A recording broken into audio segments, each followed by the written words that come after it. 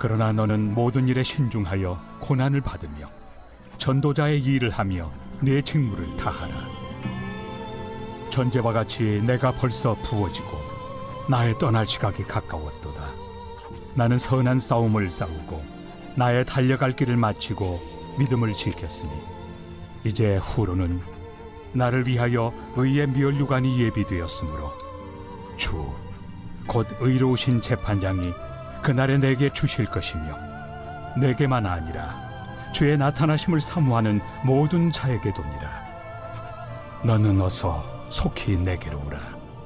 데마는 이 세상을 사랑하여 나를 버리고 데살로니가로 갔고 그레스게는 갈라디아로 디도는 달마디아로 갔고 누가만 나와 함께 있느니라. 내가 올 때 마가를 데리고 오라. 그가 나의 일에 유익하니라. 두기고는 에베소로 보내었노라. 내가 올 때 내가 드로아 가보의 집에 둔 겉옷을 가지고 오고 또 책은 특별히 가죽종이에 쓴 것을 가져오라. 구리세 공업자 알렉산더가 내게 해를 많이 입혔음에 주께서 그 행한 대로 그에게 갚으시리니 너도 그를 주의하라.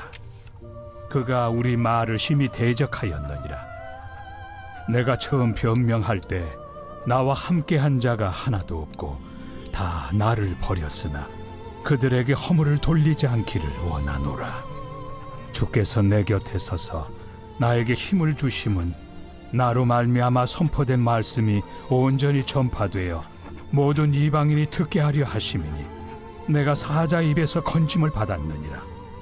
주께서 나를 모든 악한 일에서 건져내시고 또 그의 천국에 들어가도록 구원하시리니 그에게 영광이 세세 무궁토록 있을지어다. 아멘. 할렐루야. 우리 선하신 주님의 이름을 찬양합니다. 우리 놀라우신 주님 앞에 우리 감사와 찬양과 영광과 존귀의 큰 박수 올려드리겠습니다. 오늘 우리의 예배의 유일한 주인 되신 주님, 우리의 찬양과 영광을 받게 합당하신 주님의 이름을 송축합니다. 주님 홀로 찬양을 받아 주시옵소서. 아멘. 네, 하나님의 놀라운 은혜 가운데 우리 한몸 잃은 포도의 성도들 한번 바라보시면서요, 오늘 이 시간 영상으로 함께 예배하는 우리 모든 흩어져 있는 글로벌 포드 식구들을 향해서도 우리 한번 따뜻한 사랑과 격려와 축복의 박수를 서로에게 보내도록 하겠습니다. 주님의 놀라우신 은혜가 우리 모두에게 있게 되기를 주님의 이름으로 축복합니다. 할렐루야. 사랑하는 여러분, 성령 충만하십시오. 말씀 충만하십시오. 오늘의 예배가 정말 우리의 삶의 마중물과 같이 사용되어지는 놀라운 은총이 있게 되기를 주님의 이름으로 축복합니다. 우리 옆에 사람과 이렇게 한번 인사하시면서 축복하셨으면 좋겠는데요. 겨울이 오기 전에 주님 앞에 서십시오. 이렇게 한번 축복하시겠어요? 겨울이 오기 전에 주님 앞에 서십시오. 네, 오늘 우리를 부르시는 하나님의 그 아름다운 초청 앞에 아멘으로 응답하는 저와 여러분 되시기를 주님의 이름으로 축원합니다. 1912년 4월 이 타이타닉호가 침몰하던 날 밤 배 안에서 가장 마지막까지 연주를 멈추지 않은 사람들이 있었습니다. 이 월리스 하틀리가 이끄는 선상의 8명의 선상 밴드였는데요.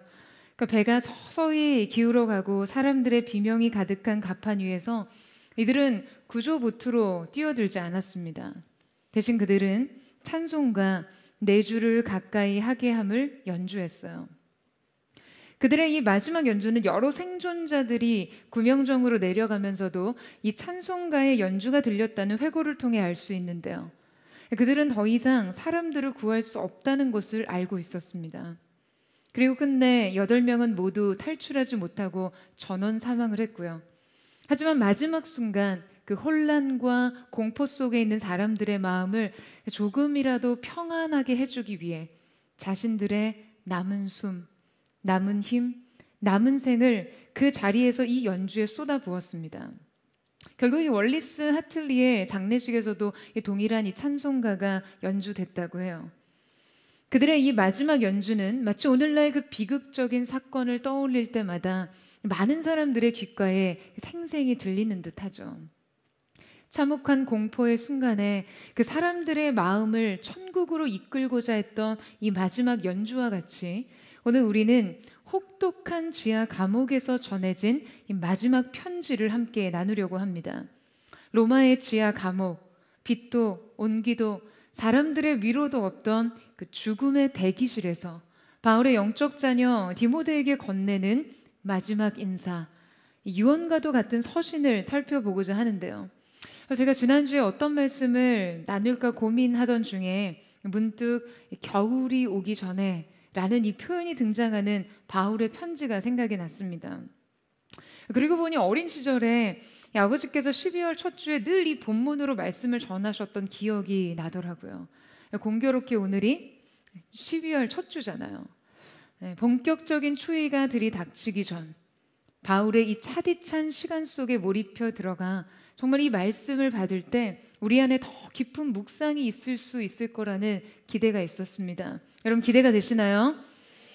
네, 오늘 함께 살펴볼 이 디모데 후서는 바울의 편지 중 가장 이 감정이 응축된 편지, 그리고 동시에 이 바울의 영성과 목회 철학이 집약된 글인데요. 이 편지는 네로 황제의 극렬한 이 기독교 박해 기간에 감옥에 투옥된 상황에서 쓰여진 서신입니다. 자, 앞선 이 바울의 첫 번째 투옥은 가택 연금에 가까운 비교적 자유로운 상태였는데요. 자, 이 시기 두 번째 투옥은 네로 황제의 기독교 박해 정책에 따라 극도로 열악한 지하 감옥에 갇힌 상황이었어요. 바울이 처한 당시 사회 분위기는 네로 황제의 기독교 박해로 인한 성도들의 체포, 고문, 투옥, 화형, 맹수 처형이 있었고요. 그러니까 이 탄압의 대상에 누구보다도 교회의 지도자들을 이 탄압이 향해 있었습니다.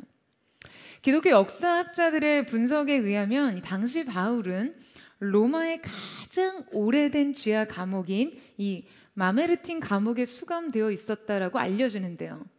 그 감옥은 그야말로 최악의 환경이었습니다.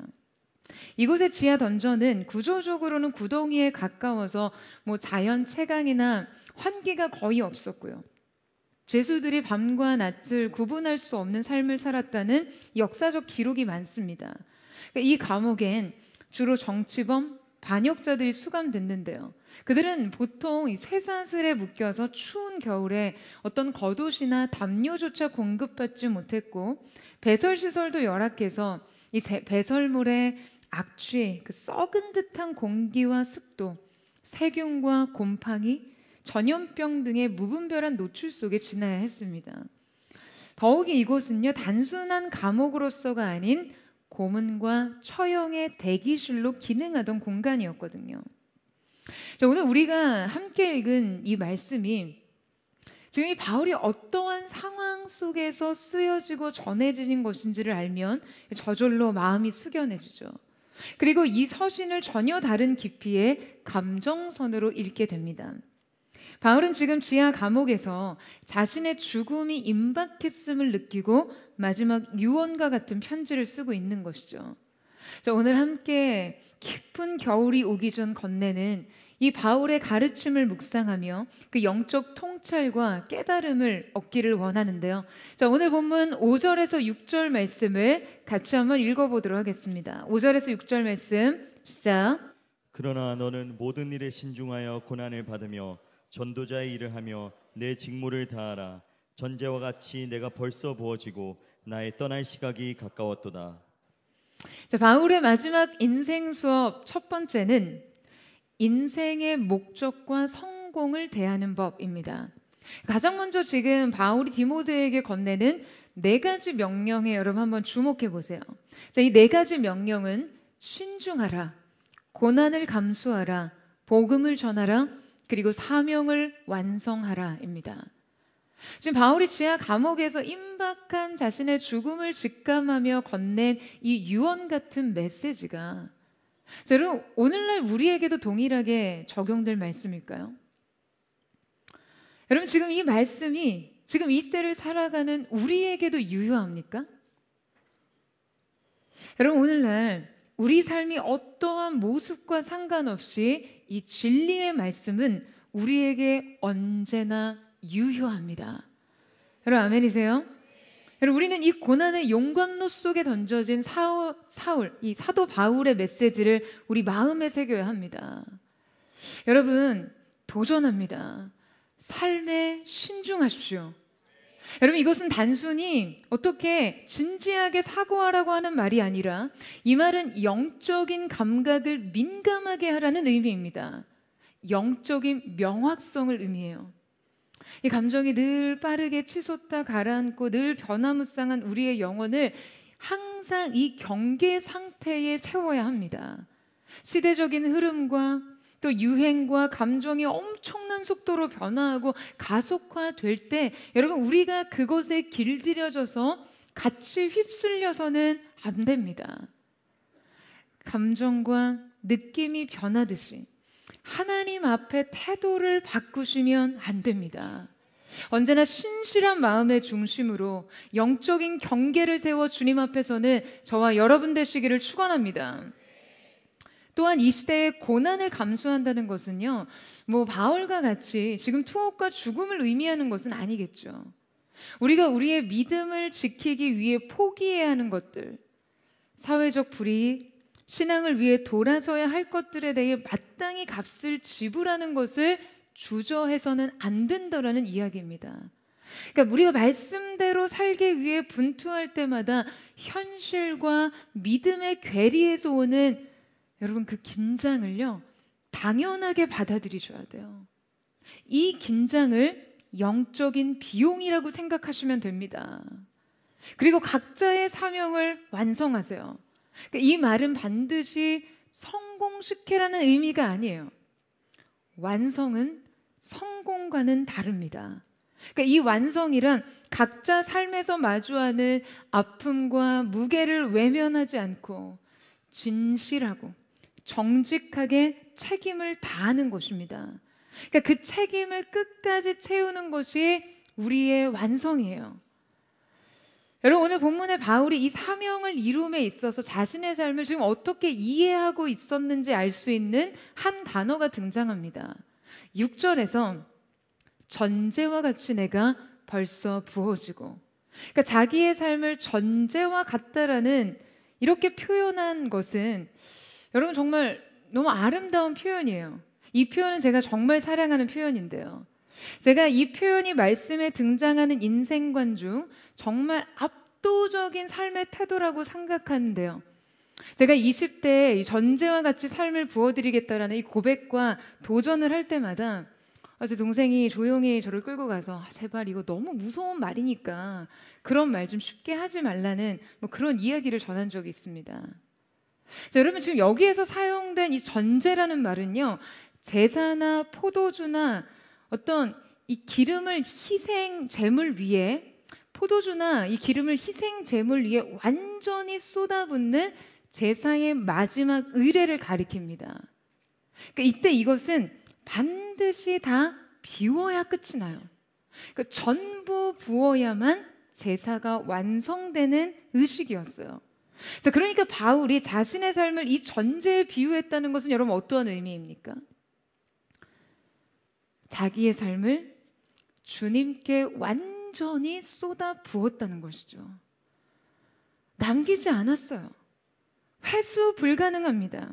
다 부어야 끝납니다. 여러분, 바울은 자기 삶 전부를 그렇게 주님께 부어드렸을 뿐 아니라 죽음까지도 이 제의로 받아들였어요. 남기지 않고 다 부어야 끝나는 의식이에요. 그 끝은 죽음이죠. 그러니까 죽음을 예배의 마지막 과정으로 인식했어요. 여러분, 그리스도를 위한 바울의 삶의 인식이 정말 우리를 너무나 감동시키고 도전하고 있지 않습니까? 할렐루야. 여러분, 그의 마음이 좀 감동이 되고 도전이 되세요? 지금 그는 하나님 앞에서 자기의 삶 전체를 하나의 예배적 행위로서 인식하고 있었습니다. 너희 몸을 하나님께서 기뻐하시는 거룩한 산제물로 드리라. 이는 너희가 드릴 영적 예배니라. 만일 너희의 믿음의 제물과 섬김 위에 내가 나를 전제로 드릴지라도 나는 기뻐하고 너희 무리와 함께 기뻐하리니. 할렐루야. 여러분, 그의 삶 전체가요, 하나님께 드릴 예배였고, 자신이 이 예배를 위해 소진되는 것 자체가 그의 삶의 목표였어요. 따라서 죽음조차도 그는 그 예배의 마지막에 제물 위에 모두 부어지는 제의적 행위로서 이해하고 있었습니다. 따라서 그는 삶을 자신이 무엇을 남겼느냐로 평가하지 않았어요. 무엇을 드렸느냐가 중요했으니까요. 예배를 위해서 자신이 부어졌으면 여러분, 그것은 삶의 완성에 이르는 것이었어요. 사랑하는 여러분, 저는 이 거룩한 열망이 저와 여러분의 것이 될 수 있기를 주님의 이름으로 축원합니다. 우리의 삶 전부를 제단 위에 제물로 전제로서 부어드릴 수 있는 거룩한 열망이 오늘 저와 여러분의 것이 될 수 있기를 주님의 이름으로 축복합니다. 그런데 여러분, 제가 종종 많은 헌신자들의 이야기를 들을 때 안타까움을 느낄 때가 있어요. 그들이 한때, 청년의 때, 첫사랑의 때 하나님 앞에 드린 헌신의 열매가 삶의 어떠한 보상으로서 돌아오지 않았을 때 그 시간을 후회하거나 아까워한다는 거예요. 여러분, 하나님께 드린 시간을 왜 아까워하세요? 그 시간이 여러분에게 어떠한 현실적 보상과 열매로 돌아오지 않았다고 해서 여러분, 그 시간이 무의미한 것입니까? 실패한 것인가요? 사람들이 그 시간을 인정해 주지 않는다고 해서 여러분, 그 시간이 초라한 시간인가요? 아닙니다. 주님께 드린 그 자체로 의미 있는 것이죠. 주님을 위해 쏟아부은 여러분의 시간과 노력과 여러분 그 마음 자체가 가치 있는 것입니다. 바울은 삶을 어떠한 성취와 성공의 서사로 보지 않았고요. 죽음을 비극적인 결말로 보지 않았습니다. 그저 인생을 예배의 완성으로 본 것이죠. 여러분, 그가 바로 삶에 대한 이러한 이해 속에서 죽음까지도 어떻게 받아들이고 있다고요? 지금 그는 곧 다가올 죽음을 직감하고 있었어요. 전제와 같이 내가 벌써 부어지고 나의 떠날 시각이 가까웠도다. 자, 이때 이 떠날 시각, 떠난다는 것은 죽음을 의미하죠. 그런데 바울이 이때 이 떠나다라는 단어를 아날리세우스라는 헬라어로 표현했는데요. 지금 이 단어는 성경 전체에서 여러분 거의 사용되지 않는 매우 문학적이고 은유적인 표현이었습니다. 그러니까 고대 헬라 문학에서 이 단어는요, 이게 어떤 의미로 사용됐냐 하면 전쟁터나 여행 등에서 집으로 돌아가기 위해 천막을 거둘 때, 여러분 당시 고대 사회에서 사용되던 천막은요, 이게 천막을 지탱하던 줄을 풀어야 하거든요. 그러니까 이 줄을 풀 때 천막의 구조가 무너집니다. 그러니까 바로 이때 이 줄을 당기는 행위에 사용된 단어가 바로 이 아날리세우스예요. 이제 장막을 거두고 집에 가는 거예요. 또 한 가지 이 단어는 항해를 시작하기 위해 닷줄을 푸는 행위, 즉 정박을 풀고 이제 저편으로 항해하기 위한 출항의 의미로 사용됐습니다. 또 세 번째는요, 노예들에게 차 있었던 이 결박과 착고를 풀어줄 때도 이 아날리세우스라는 단어를 사용합니다. 그러니까 바울은 지금 매우 의도적으로 이 단어를 사용하며 자신의 죽음에 대해서 표현하고 있는 것이죠. 그러니까 이 표현을 통해 바울의 죽음에 대한 인식을 엿볼 수 있는 것이에요. 그러니까 여러분, 그에게 죽음은 어떠한 의미였습니까? 비극적인 종말인가요? 슬픈 단절과 참혹한 처형인가요? 이제 떠날 시각이 가까웠도다 라는 말 속에는 어떤 죽음에 대한 그의 두려움과 슬픔이 엿보입니까? 여러분, 전쟁터에서 장막을 거두고 집으로 돌아가는 자들의 모습을 한번 상상해 보세요. 전쟁터에서 장막을 거두고 이제 집으로 돌아가는 자들 중에 여러분 두려워할 전사가 어디 있습니까? 그토록 그리워하던 집으로 가는데 뭐 콧노래가 저절로 흘러 넘치겠죠. 결박을 풀고 자유를 얻은 노예가 여러분 슬퍼할 리 있겠습니까? 그 결박이 풀리는 순간 그냥 해방감에 가슴이 터질 것 같겠죠. 여러분, 바울은 지금 이 단어를 통해 자신의 죽음에 대한 완전한 수용과 평안, 더욱이 그 너머의 기대를 드러내고 있는 것이죠. 여러분, 그에게 죽음은요, 귀향과 같았어요. 혹은 출항이기도 했고요. 해방의 선언이기도 했습니다. 여러분, 이것이 바로 사도 바울의 인생과 죽음에 대한 신학이에요. 이것이 바로 지하 던전에서 인간 이하의 삶을 살던 그가 우리에게 전하고 있는 참된 진리입니다. 여러분, 이 진리의 말씀 안에 우리가 삶에 대한 이해를 넓혀야 합니다. 나의 삶, 나의 사명, 헌신, 성공, 목표, 그리고 죽음과 두려움, 단절과 슬픔을 이해해야 해요.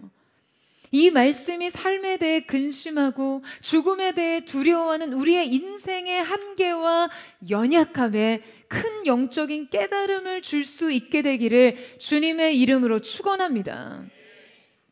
이제 한 걸음 더 나아가서 죽음의 임박함을 느끼던 이 사도 바울이 지금 디모데에게 전한 긴급한 마지막 메시지를 살펴보고자 하는데요. 자, 9절에서 10절 말씀 한번 보시겠어요? 우리 9절에서 10절 말씀을 같이 읽겠습니다. 시작. 너는 어서 속히 내게로 오라. 대만은 이 세상을 사랑하여 나를 버리고 데살로니가로 갔고 그레스게는 갈라디아로 디도는 달마디아로 갔고 누가만 나와 함께 있느니라. 내가 올 때에 마가를 데리고 오라. 그가 나의 일에 유익하니라. 자, 바울의 마지막 인생 수업 두 번째는 관계의 거리를 정하는 법입니다. 여러분, 지금 이 편지의 마지막 부분에서 우리는 지금 바울이 언급하는 인물들에 대해 한번 살펴보고자 하는데요. 아마도 편지의 이 마지막 부분에 대해 큰 의미를 두는 사람은 없을 거예요. 바울은 지금 디모데에게 매우 디테일한 언급을 하고 있거든요.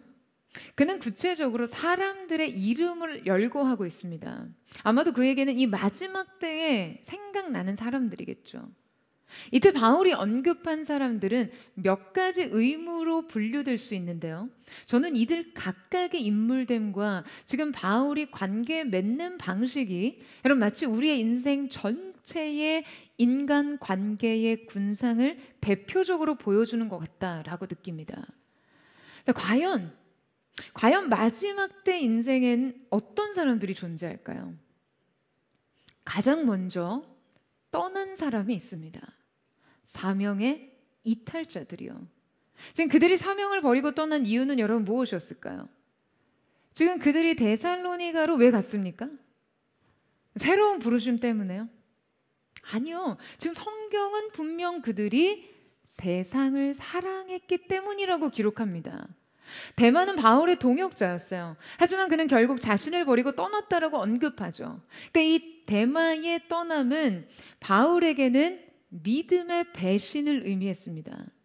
많은 신학자들이 대마가 한때 바울의 동역자였으나 그가 결국에 복음보다 자기 보호와 안락함, 기회와 안전을 택하며 사명의 길을 이탈했다라고 평가해요. 그러니까 그들은 애초부터 갈망이 달랐고 목적지가 달랐고 마침이 달랐습니다. 그러니까 섞일래야 섞일 수 없는 인생들이죠. 여러분, 우리의 인생에도요 이런 사람들이 있어요. 떠난 사람들이요. 어쩌면 그들은 애초에 떠날 사람들이었죠. 왜? 목적이 달랐으니까요. 결코 같은 목적지에 도달할 수가 없는 거예요. 여러분, 여러분의 인생에서 이러한 사람들, 이러한 관계에 대해 아쉬워하지 마십시오. 할렐루야. 두 번째는 보낸 사람들입니다. 이들도 바울을 떠났죠. 하지만 이 떠남은 사명을 위한 새로운 보냄이었어요. 바로 그리스게와 디도입니다. 이들은 결국 물리적으로는 바울과 분리됐지만 이것은 새로운 부르심과 헌신을 위한 파송이었어요. 그들은 부재조차도 바울 곁에 없는 이유조차도 아름다웠던 것이죠. 그러니까 나란히 함께 걸을 수 없고 분명한 거리가 존재하지만 같은 방향을 향해 걷는 사람들이었어요. 세 번째는 끝까지 함께하는 사람입니다. 여러분, 바울에게 있어서는 누가가 그랬어요. 누가만 나와 함께 있느니라. 여러분 이 말을 생각해 볼 때 사실 이 말은요 좀 아픈 말입니다.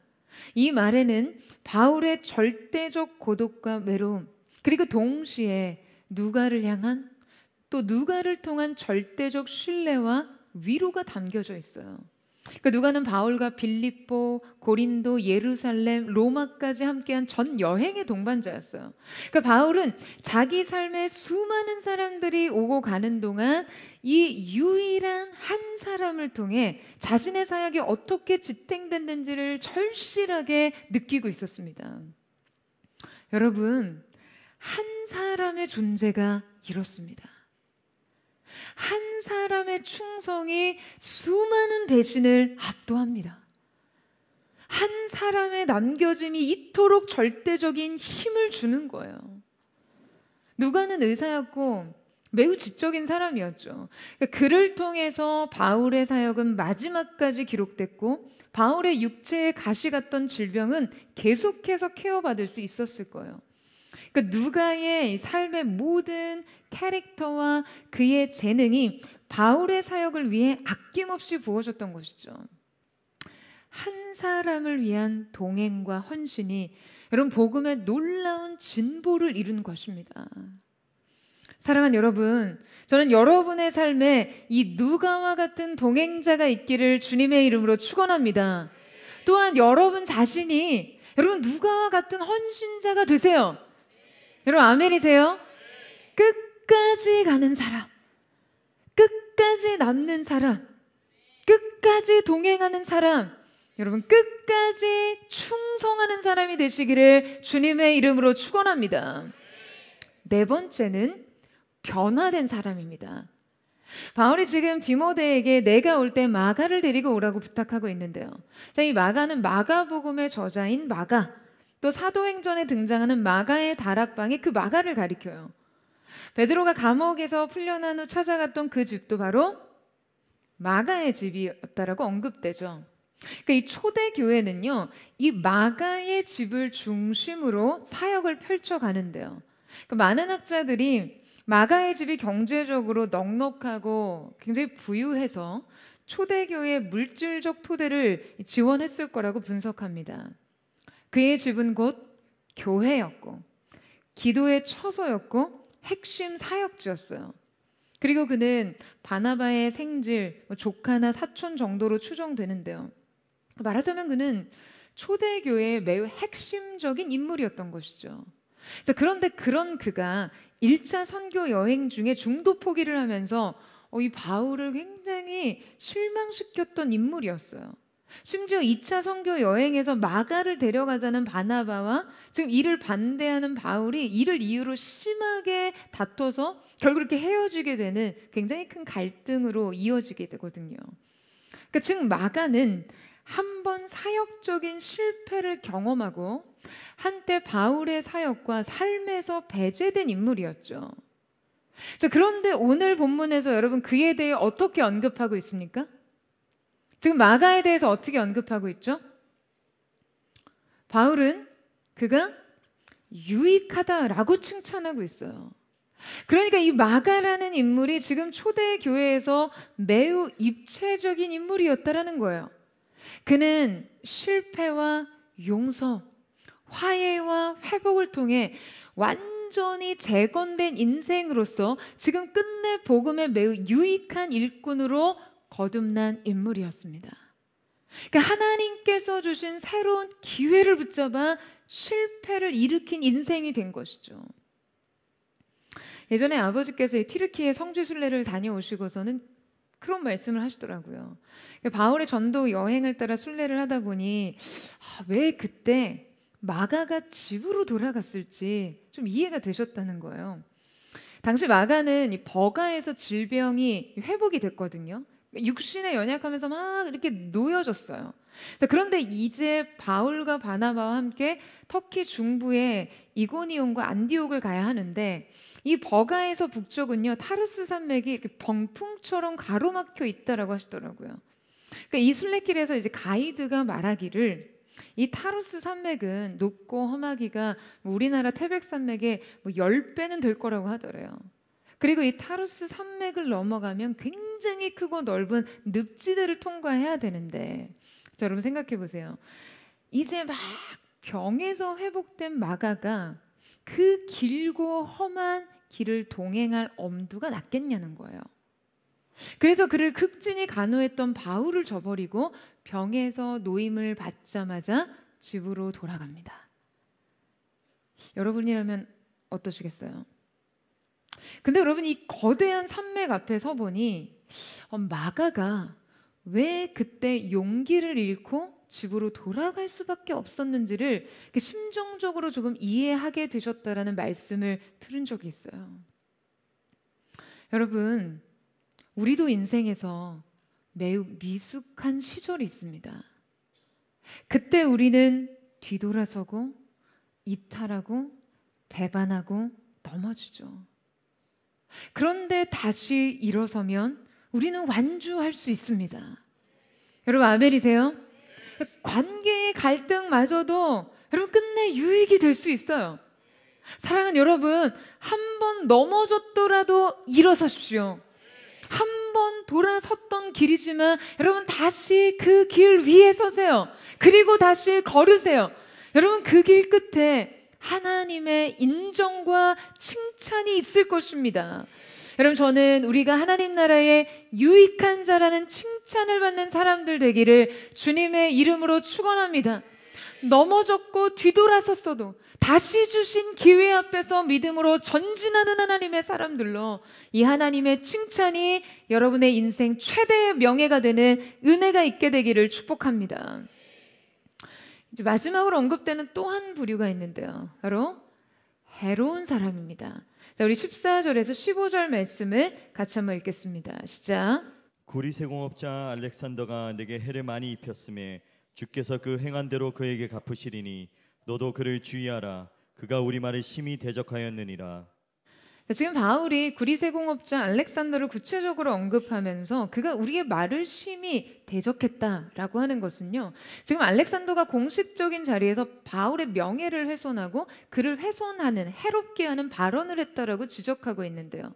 많은 성경학자들이 그가 바울의 2차 투옥 고발자 혹은 증언자였을 가능성이 매우 크다고 생각합니다. 여러분, 바울이 지금 자신의 영적 아들 디모데에게 마지막 유언과 같은 메시지를 남기면서 그의 인생을 해하려던 사람을 언급하고 심지어 너도 그를 주의하라 라고 가르치고 있거든요. 여러분, 이 말씀 어떻게 해석하세요? 여러분, 지금 그가 자기의 경험을 바탕으로 한 사람에 대한 확고한 편견과 앙심을 전하고 있다라고 생각하시나요? 사랑과 용서를 가르쳐야 될 영적 지도자가 어떻게 이럴 수 있냐라고 하시겠어요? 여러분, 이것은 단순히 관계의 상처를 보복으로 대처하라고 하는 것이 아닙니다. 공동체가 상처를 다루고 관계 안에서 책임을 가리는 문제는요, 결코 앙심과 보복의 문제가 아니에요. 그러니까 이 문제의식을 공유하는 것은 공동체의 경계와 안전을 세우는 매우 중대한 행동이었어요. 여러분, 이것은 결코 사랑과 용서를 포기하는 것이 아닙니다. 최근 미로슬라브 볼프라는 예일대학교 신학 교수님의 그런 글을 본 적이 있어요. 우리가 상처를 입은 피해자에게 그저 쉽게 잊으라고, 용서해야 된다라고 말하는 것이 이게 얼마나 심각한 폭력인 줄 아냐고요. 여러분, 공동체 안에서 화해와 용서를 이루는 일은요, 그냥 그저 덮어놓고 잘잘못 따지지 말고 좋게 해, 덮어, 잊어버려, 은혜로 넘어가. 여러분, 결코 이런 게 아니에요. 며칠 전 끝까지 나를 사랑하는 마음이란 책을 펴낸 이 홍성남 신부님의 글을 받아서 읽은 적이 있습니다. 그 글에는 매우 단호하게 감당할 수 있을 만큼만 용서하고 그 이상은 무리하지 말라라고 쓰여 있더라고요. 여러분, 많은 사람들이 내 배가 풍랑 속에 그냥 쪽배처럼 뒤집혀질 것 같은 상태에서 남을 태우려 한다는 거죠. 여러분, 그러면 어떻게 되겠어요? 그럼 어떻게 되나요? 다 바다에 빠져버리는 거예요. 전부 몰살입니다. 여러분, 사랑이란 결코 무경계 상태가 아닙니다. 용서라는 것이 그저 여러분 무조건적인 수용을 의미하는 것이 아니에요. 은혜가 있을수록 분별을 포기해서는 안 됩니다. 여러분 아멘이세요? 지금 바울이 알렉산더에 대해서 디모데에게 여러분 어떤 스탠스를 취하라고 이야기하고 있습니까? 그의 과거의 행동 따위는 사역자로서 마음에 두어서는 안 된다고 해요? 아니면 그가 행한 것을 보복하라고요? 아니요, 여러분, 바울은 분명히 그가 행한 것을 주께서 갚으실 것이라고 말합니다. 각자의 행위대로의 보응은 주님께 있어요. 아멘? 우리의 소관이 아니에요. 하지만 바울은 지금 디모데에게 매우 분명하게 너도 주의하라 라고 했습니다. 그를 미워하라고 미움을 전수하는 것이 아니고요. 그로 인한 너의 삶의 해를 막으라는 것이죠. 바울은 디모데의 사역을 보호하기 위해서 위험 요소에 대한 의식을 공유하는 것이에요. 여러분 목회자에게 있어서 리더들에게 있어서 여러분 지도력이라는 것은요. 관계의 거리를 정하는 것도 포함됩니다. 바울은 이 관계적 경계가 매우 명확했어요. 여러분 그냥 아무런 경계 없이 사람에게 마음을 내어주는 것은요. 그 영적인 순진함이지 성경적 사랑이 아닙니다. 악하고 해로운 영향력을 경계하고 주의하는 것이 영적 근신과 지혜이고요. 이것에 대해 바른 경계와 분별 안에서 가르치는 것이 주님의 몸된 교회와 여러분의 삶을 건강하고 안전하게 지키는 일인 것이죠. 여러분 물론 이 모든 것을 사랑과 온유로 해야 하는 것이지만요. 여러분, 여러분의 관계에서 여러분에게 해를 끼치는 사람들에 대해서 심판은 하나님께 맡기시되 여러분은 경계를 세우세요. 여러분 미워하지는 마시고요. 다만 주의하세요. 그가 여러분의 삶에 거듭 해를 끼치지 못하게 하는 것은 여러분 이 경계의 책임에 있습니다. 이것이 바울이 다음 세대에 전하는 영적 가르침입니다. 저는 오늘 이 지혜와 분별이 이 영적 경계가 여러분의 모든 삶과 주변 관계 가운데 세워지기를 주님의 이름으로 축원합니다. 더욱이 그가 자기 인생에서 지금 이 관계에 대해서 어떻게 해석하고 어떻게 이해하고 받아들이는지를 엿볼 수 있는 말씀이 있는데요. 자, 16절에서 17절 말씀을 같이 읽겠습니다. 시작. 내가 처음 변명할 때 나와 함께한 자가 하나도 없고 다 나를 버렸으나 그들에게 허물을 돌리지 않기를 원하노라. 주께서 내 곁에 서서 나에게 힘을 주심은 나로 말미암아 선포된 말씀이 온전히 전파되어 모든 이방인이 듣게 하려 하심이니 내가 사자의 입에서 건짐을 받았느니라. 자, 여러분 지금 바울의 이 말씀을 통해 우리는 바울의 제자도, 영성, 관계의 신학, 목회적 통찰 모두를 배울 수 있는데요. 바울은 이 구절 속에 그가 자신의 주변 관계에 대해서 어떻게 이해하고 있는지를 드러냅니다.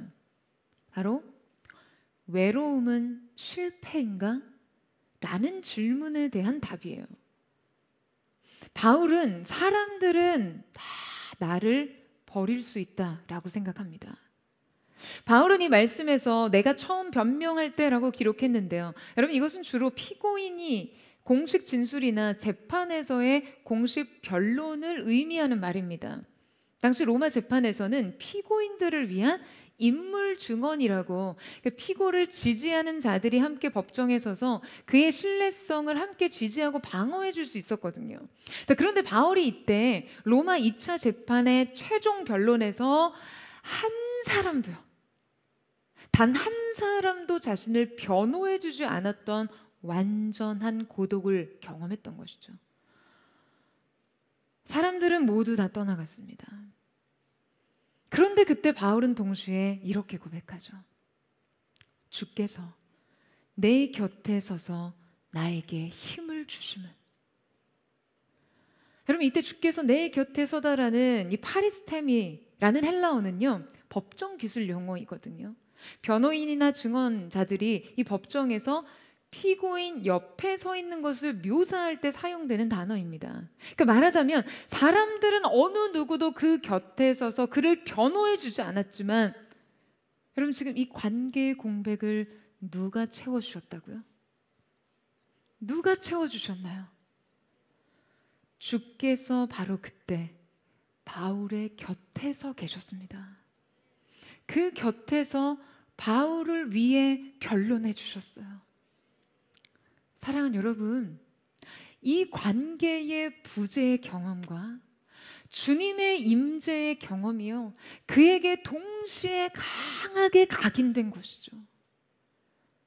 여러분, 많은 사람들이 우리 곁을 떠나 우리가 홀로 됐을 때, 여러분의 인생 속에 처절한 고독의 시간을 통과할 때, 여러분 우리는 과연, 우리의 인생은 과연 실패한 것일까요?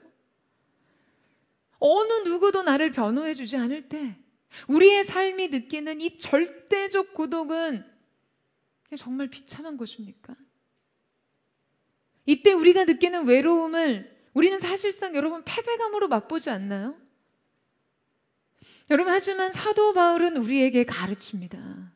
우리는 때로 인생의 홀로 된 순간을 통해 주님의 강한 임재를 경험하고, 누구도 인정해주지 않는 그 순간 하나님께서 내 인생을 친히 변호해 주시는 것을 경험한다는 것을요. 여러분, 버림받은 순간은 끝이 아니었습니다. 사람들의 충성과 동행이 끝나는 지점에 주님께서 함께 그 곁에 서주셨기 때문이죠. 여러분, 외로움은요, 인생의 붕괴가 아닙니다. 홀로됨은 그저 실패가 아니에요. 내가 이토록 헌신하고 희생했음에도 불구하고, 여러분 그렇지 않아요? 사람들의 평가와 인정이 그냥 싸늘하고 잔인할 때가 있잖아요. 여러분 그런 경험 없으세요? 그 관계의 공백감을 여러분 무엇으로 채우시겠어요? 사랑하는 여러분, 그때 마주하십시오.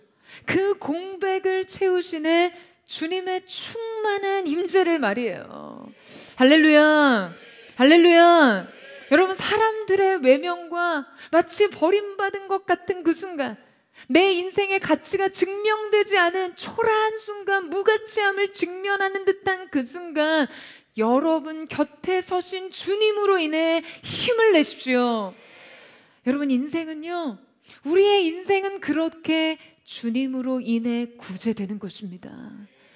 때로 여러분의 삶에 아프게 주어지는 관계의 부재의 경험이, 사람들의 지지를 받는 이 경험의 부재가 오히려 강력하게 주님의 임재를 경험하고 각인되는 임재의 체험으로 채워지기를 축원합니다.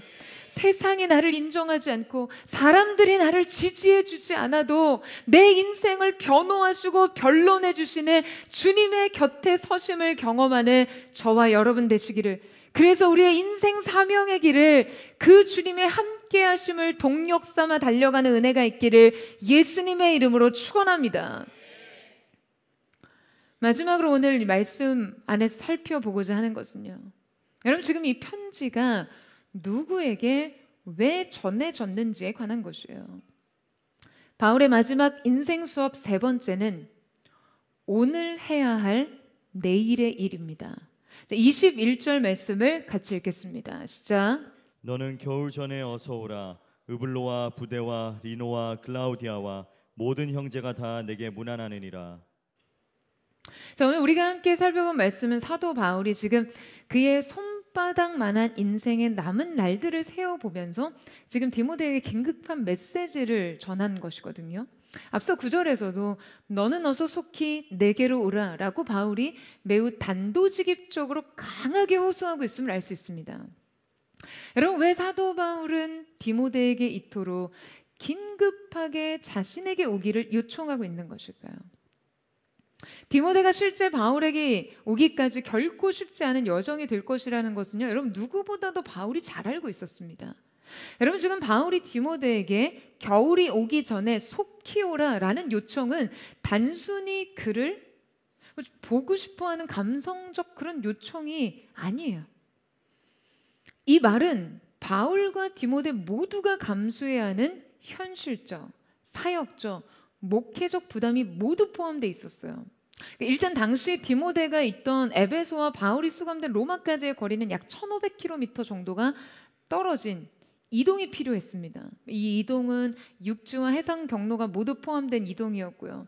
당시 이 지방에서는 겨울 항해가 아예 금지되어 있었기 때문에 지금 이 겨울이 오기 전 매우 신속한 결정을 해야 하는 일이었어요. 더욱이 바울이 에베소에 디모데를 파송한 이유는 지금 에베소 교회의 거짓 교사들과 영지주의자들로 인해 매우 문제투성이었기 때문이었는데요. 그러니까 바울에게 가장 믿을 만한 후계자였던 디모데를 지금 이 교회에 파송하면서 에베소 교회를 안정시키려고 한 것이죠. 자, 그런데 생각해 보세요. 이때 디모데가 바울의 요청에 의해 에베소 교회를 비우게 되면 리더십의 공백으로 교회는 큰 리스크가 생기게 되죠.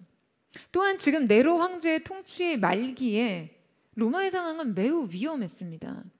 교회의 지도자들을 극렬한 국가 반역자 집단으로 취급하던 때였기 때문에 지금 디모데가 이때 바울을 만난다는 것은요, 디모데의 신변에 굉장한 위험이 따르는 일이었죠.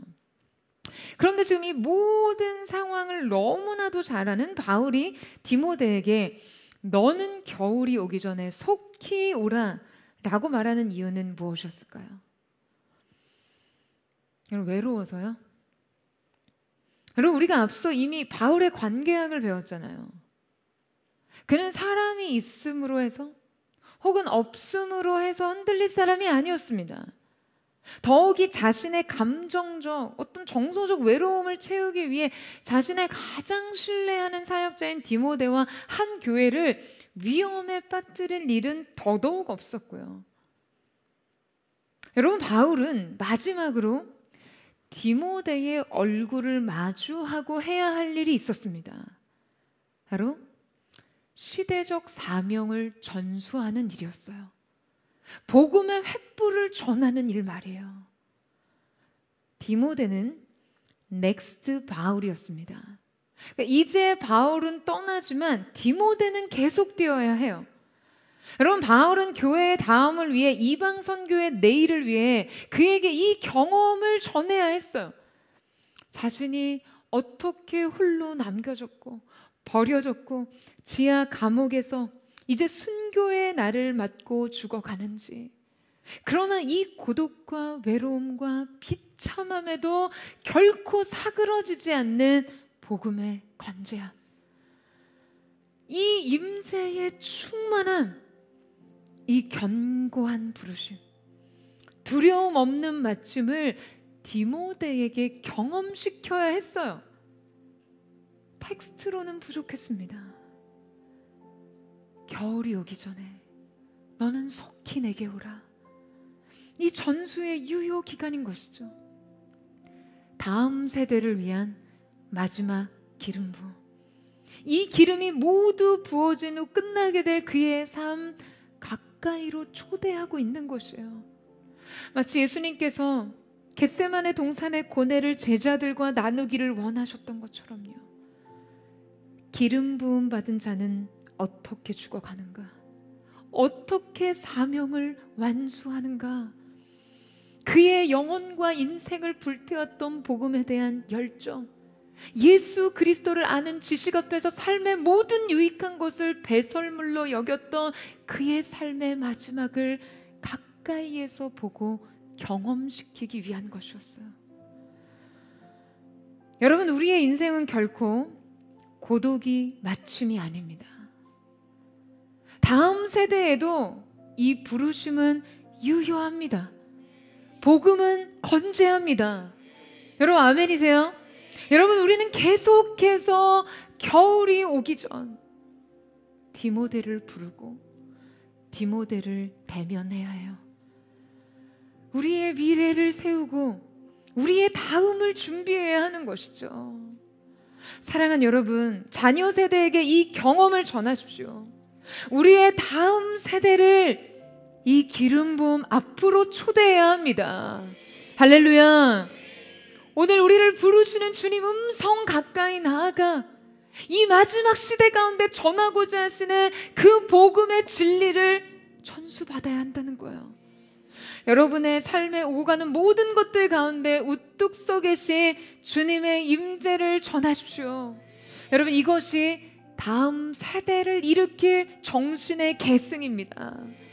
우리의 미래를 준비할 오늘의 결단인 줄로 믿습니다. 할렐루야. 여러분, 겨울이 오기 전에요. 겨울이 오기 전에 뜨거운 사랑을 품고 우리를 부르시는 주님 곁에서 그 다음에 기름 부음이 예비되는 은혜가 있게 되기를 주님의 이름으로 축원합니다.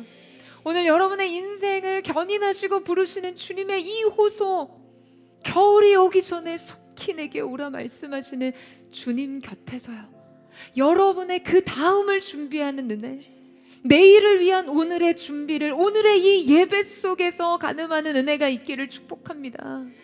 우리의 다음 기름 부음을 위해, 이 시대 마지막 세대 가운데 이 주님의 복음의 능력을 전수하기 위해 진정 바울이 외쳤던 그리스도 안에서 발견된 나, 그리스도를 아는 지식이 가장 고상함을 삶으로 증거하고 시대의 정신으로 전수하기 위해 디모데를 불렀던 것처럼요.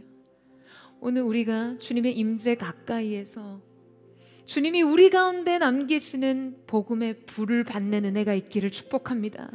또한 우리 가운데 전이된 이 복음의 불을 우리의 다음 세대, 다음 기름 부음으로 전수할 수 있는 거룩한 하나님의 사람들로 깨어 있으시기를 예수님의 이름으로 축원합니다.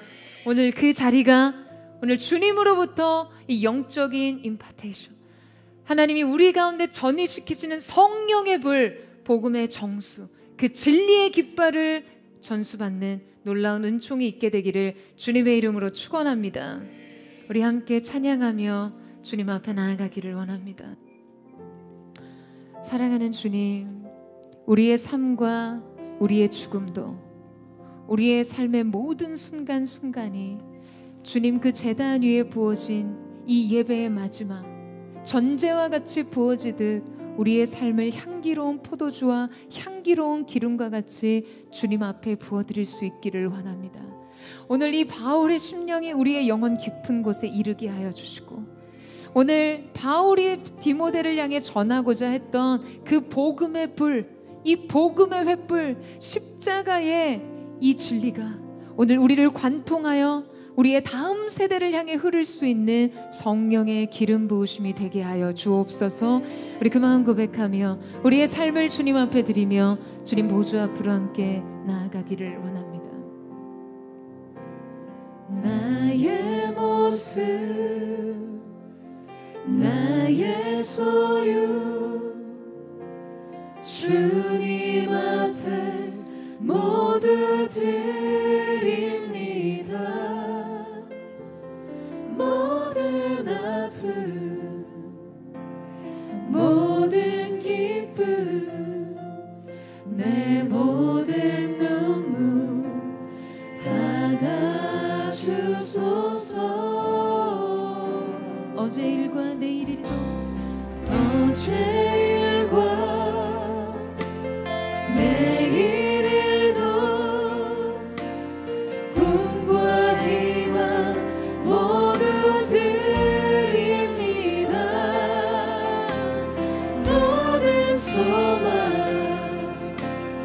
모든 계획, 내 손과 마음 받아주소서.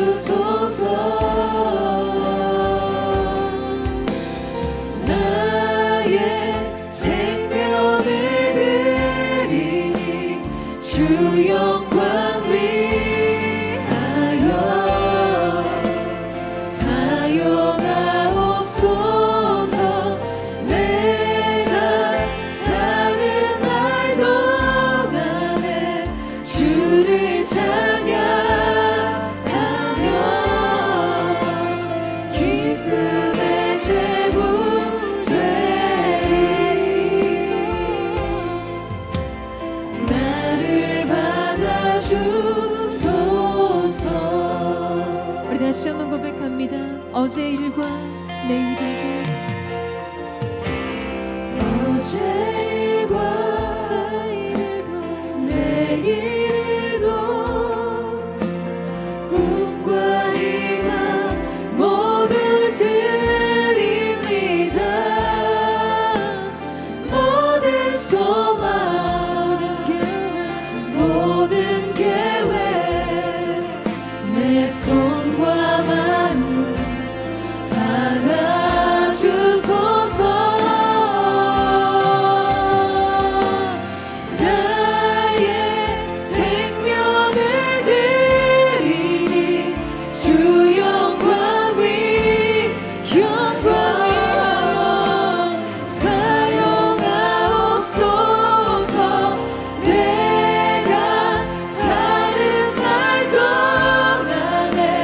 주를 찬양하며 기쁨의 제물 되리. 나를 받아 주님을 향해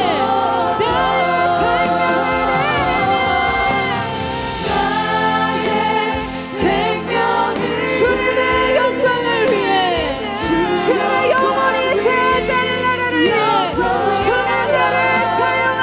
주옵소서. 내가 사는 날 동안에 주를 찬양하며 기쁨의 제물 되리리.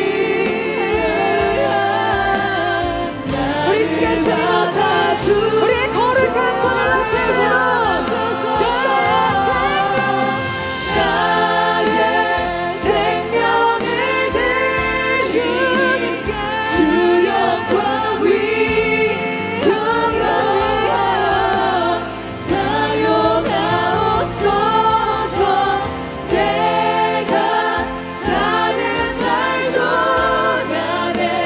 주를 찬양하며 기쁨의 제물 되리. 나를 받아주소서. 사랑하는 여러분, 여러분의 인생 전체가 하나님 받으실 영광스러운 예배 되기를 사모하십니까? 여러분 아멘이세요? 네. 정말 여러분의 인생이 하나님이 음향하신 향기로운 예배가 되기를 원하십니까? 네.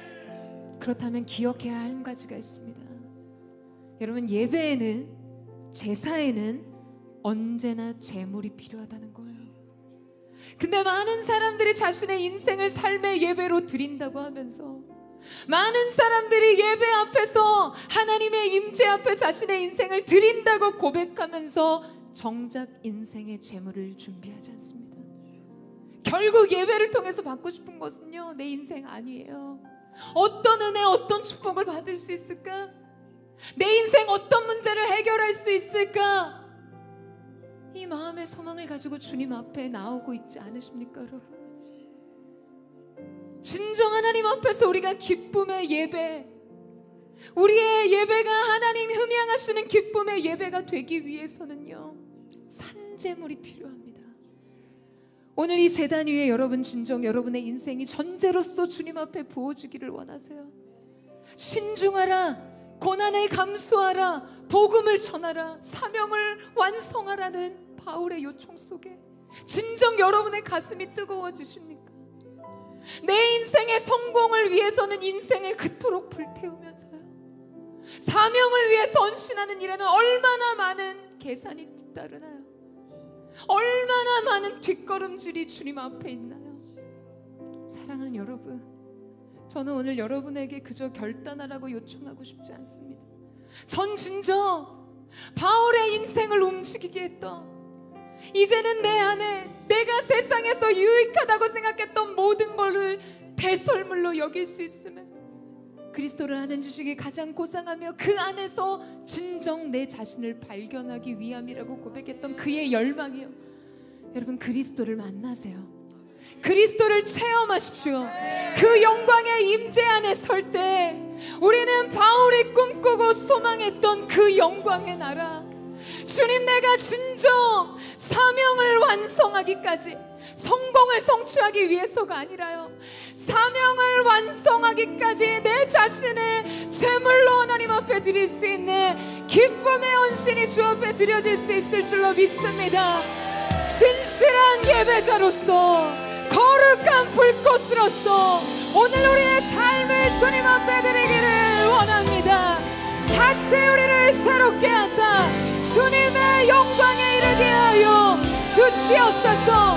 무엇을 받을지를 계수하지 않고 주님 앞에 무엇을 드릴지, 내가 주님 앞에 드린 것으로 내 인생을 평가할 수 있는 거룩한 하나님의 사람들 되게 하여 주시옵소서. 우리 그 열망을 담아 주여 한번 부르짖고 싶으면 동성으로 기도합니다. 주여, 사랑하는 주님, 오늘 우리의 열망이 되신 그리스도, 오늘 우리의 꿈과 소망이 되신 그리스도, 예수를 아는 지식, 예수 그리스도를 아는 지식이 내게 가장 완전하며 가장 기쁨과 소망의 능력이 되는 고백하는 자들로 오늘 시간 주 앞에 나서게 하여 주십시오. 인생 성공을 위해서는 그토록 자신을 불태우는 주님, 주의 영광과 사명을 위해서는 언제나 뒷걸음질 쳤던 우리 자신을 부끄러움을 주님 앞에 내려놓기를 원합니다. 그러나 주님, 이 연약한 우리를 여전히 포기하지 않으시고 바울 인생 다메섹 도상에서 부르셔서 그의 인생을 새롭게 하셨습니다. 실패했던 바다를 다시 한번 그리스도 예수의 복음의 증언자로 함께했던 것처럼 우리를 다시 세우시는 하나님 앞에 주의 참여하는 자들 될 수 있도록 역사하여 주시옵소서. 그 복음의 열정, 복음의 불, 성령의 불, 사랑의 불이 오늘 가운데 새롭게 부어지게 하여 주시옵소서. 주 찬양해 전심으로 주 경배해 내 혼인 다하여 날 생애로 주를 갈망하오니 성령이여 임하소서.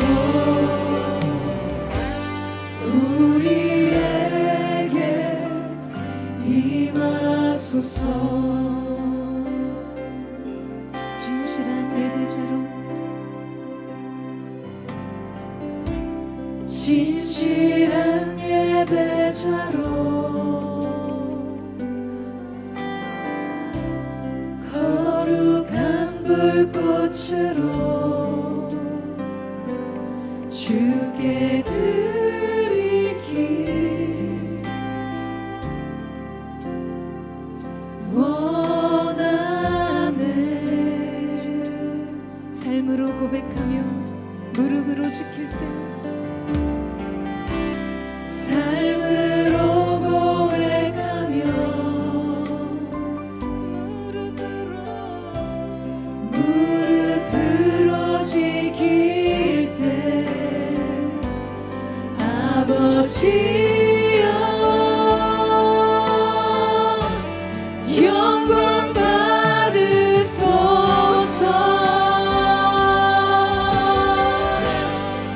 주 찬양해 전심으로 주 경배해 내 혼인 다하여 날 생애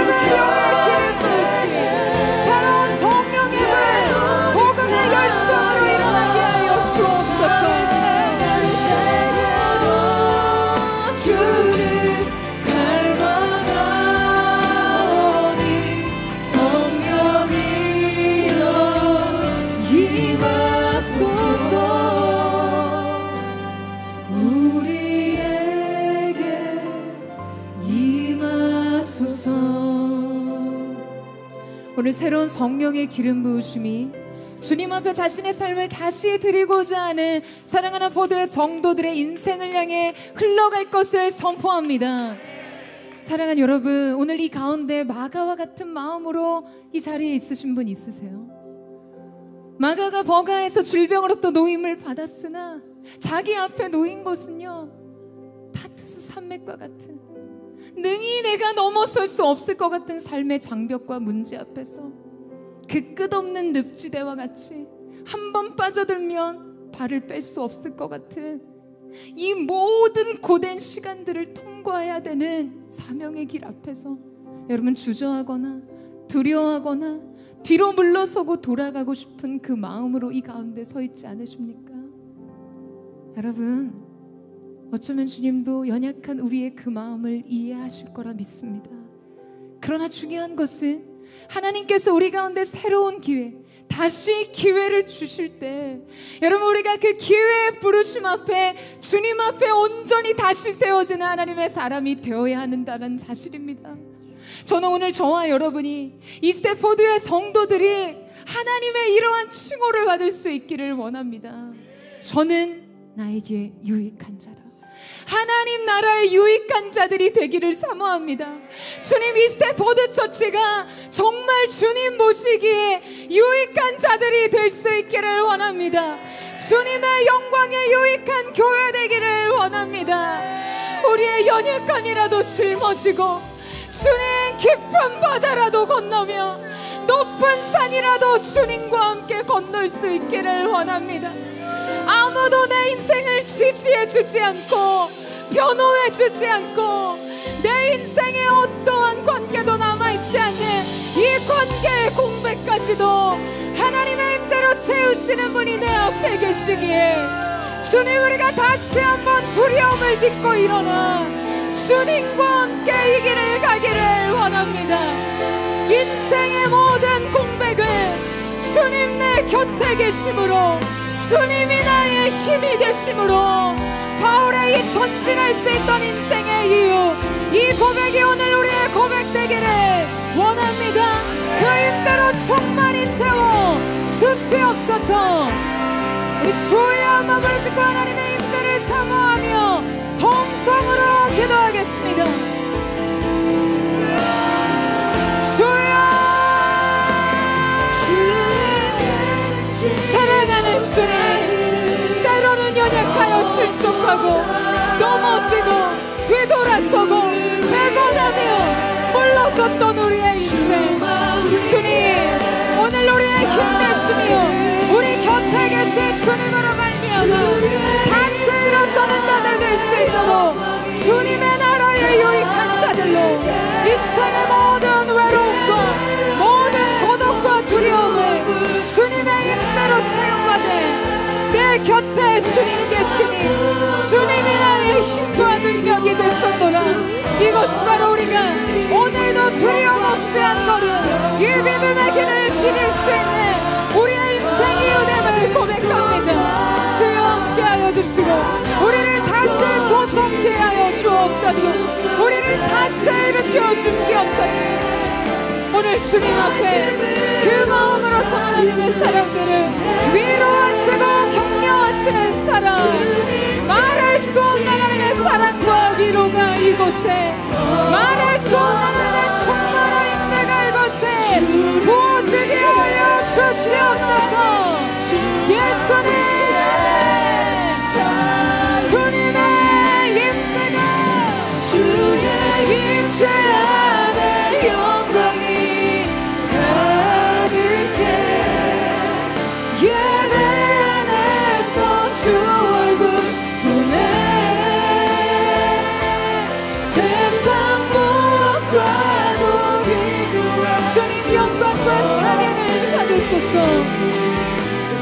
영광과 찬양 받으소서. 상한 맘 고치시고 눈물 닦으시네.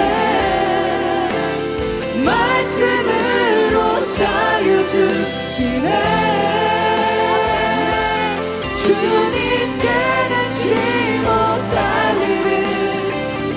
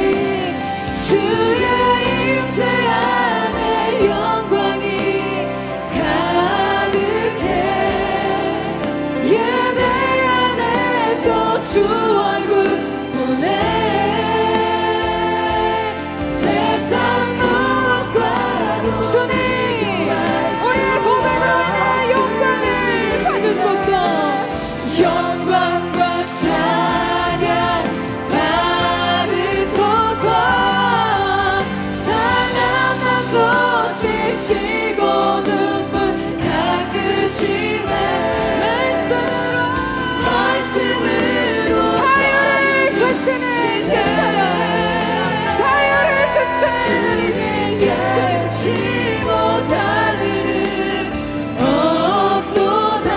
주를 위해 여러분 시간 우리의 삶을 주님 앞에 드리며 우리 두 손 높이 들고 고백합니다. 주의 임재 안에 영광이 가득해 예배 안에서 주 얼굴 보내 세상 무엇과도 비교할 수 없으리. 영광 그 찬양 주님 홀로 받으소서 받으소서. 상한 맘 고치시고 눈물 닦으시네. 말씀으로 자유 주시네.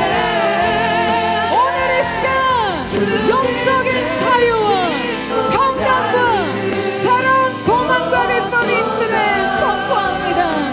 주를 위해 주만 위해 주를 위해 주를 위해 주만 위해 주만 위해 주를 위해 주만 위해 살리. 주의 임재 안에 영광이 가득해 예배 안에서 주 얼굴 보내 세상 무엇과도 비교할 수 없으리. 영광과 찬양 받으소서. 상한 맘 고치시며 눈물 닦으시네. 말씀으로 자유 주시네. 주님 깨닫지 못할 일은 없도다. 주를 위해 주만 위해 주만 위해 살리. 주님,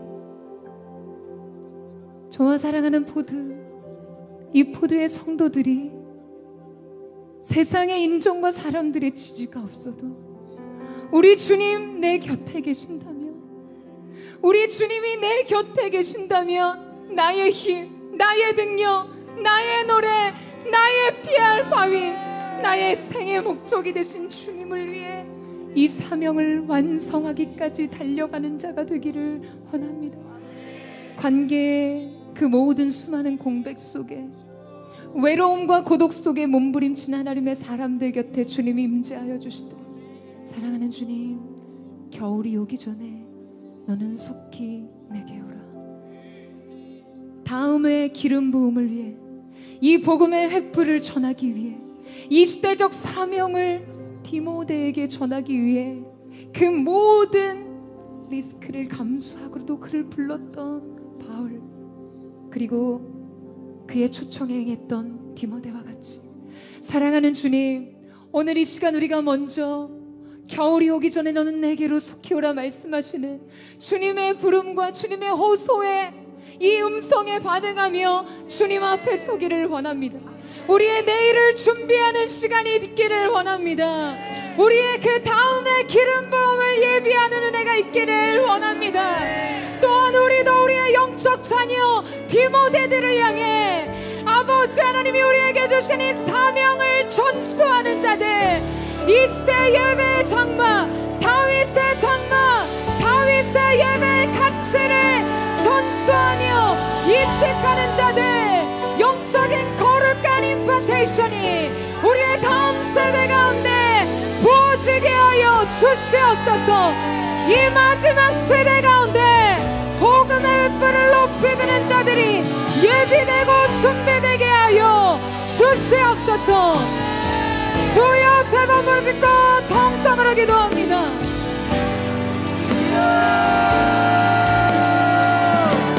주여 주여 주님, 오늘 우리가 이 부름의 사명 앞에서 주님의 음성을 듣길 원합니다.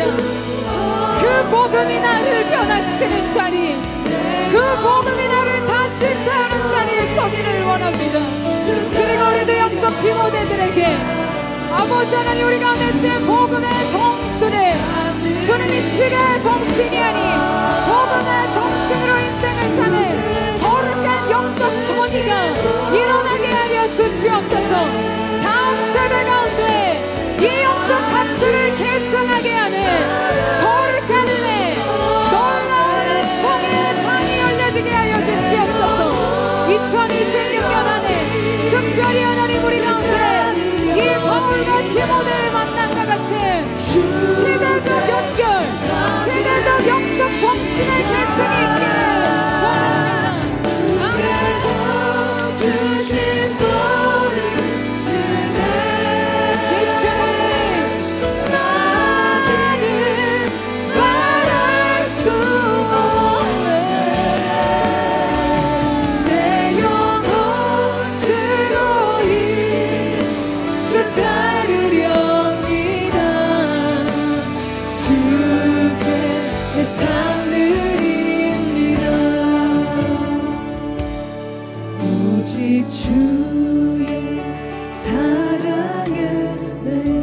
우리 마지막 결단의 찬양을 주님 앞에 드립니다. 내 영이 기뻐 주님의 사랑을 노래합니다.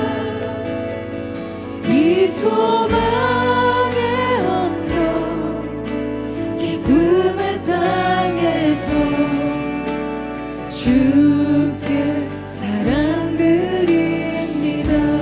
오직 주의 임재 안에 갇혀 주의 임재 안에 갇혀 영이 주님을 내 영 기뻐 찬양합니다.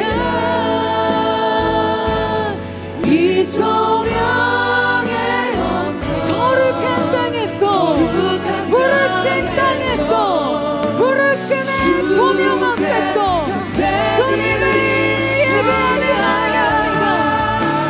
주께서 주신 모든 은혜 나는 말할 수 없네. 내 영혼 즐거이 주 따르렵니다. 주께 우리 마지막 주께 고백합니다. 주께서 주신 은혜 주께서 주신 모든 은혜 나는 말할 수 없네. 내 영혼 즐거이 주 따르렵니다. 주께 내 삶을 주님께 내 삶 드립니다. 주께 내 삶 드리 주님께 나의 삶을 드려 주께 내 삶 드립니다. 사랑하는 주님, 우리의 다음이 주님의 놀라운 기름 부음 안에 예비될 수 있도록 이 복음의 횃불을 높이 들고 새로운 사랑의 불로 주님 앞에 서기를 원합니다. 이 마지막 시대 가운데 주님 하나님의 내일을 예비하는 자들이 되게 하여 주옵소서. 우리에게 주신 이 사명을 우리의 다음 세대 가운데 전수하는 자들 되게 하여 주십시오. 주님, 시대적인 정신으로 인생을 살지 않고 영적인 복음의 정신으로, 십자가의 정신으로 이 마지막 세대를 살아내는 하나님의 사람들이 오늘 겨울이 오기 전에 속히 내게로 오라.